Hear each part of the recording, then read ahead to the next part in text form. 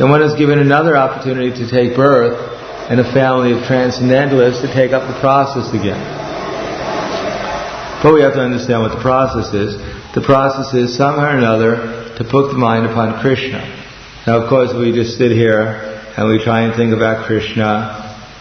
That would be very nice if we could do it. If suddenly we saw Krishna holding a flute, or one of my favorite pictures is Krishna sitting by the bank of the Jamuna, and has his yellow dhoti and his kandamba flowers. He's sewing a garland for Srimati Radharani, and then we can see he has a white garland on, and a peacock feather, and a blackish skin, and the Yamuna has different types of pink lotus flowers, and a swan, and Srimati Radharani has a white dress, and she's approaching Krishna, and she has a red choli on, and she has red, yellow, and blue flowers in her hair, and she has a braid, and she has a blue and red ribbon tied at the end of the braid.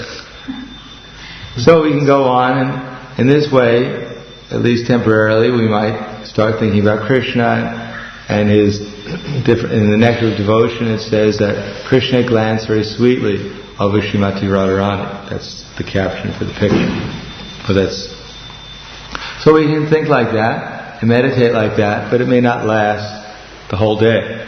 Of course, it would be nice if it could last the whole day, but it probably won't last the whole day. So how to come to the platform where we can actually think about Krishna the whole day? So that's the process of, as Prabhupada says, that's what the Krishna consciousness movement is meant for, to train our minds so that we can think of Krishna the whole day like that. So everything that Srila Prabhupada has given us is specifically meant for that. One thing I noticed about Srila Prabhupada, as soon as I met him, and anyone could look at Prabhupada's pictures and confirm it, because I saw that Prabhupada was always in meditation, always thinking about Krishna. And that was quite noticeable if you were personally associating with Prabhupada, or if you just see Prabhupada's pictures, just like our other acharyas, they're deeply meditating upon Krishna. And they give us instructions how we can, with any stage of life, gradually come to that platform of meditating on Krishna. So this is Rupa Goswami's essence of his whole advice, Anusmriti, he mentions, which is later on explained in the verse as one of the stages of Smaranam. Then there is Dharana, Dhyana, Anusmriti, and Samadhi.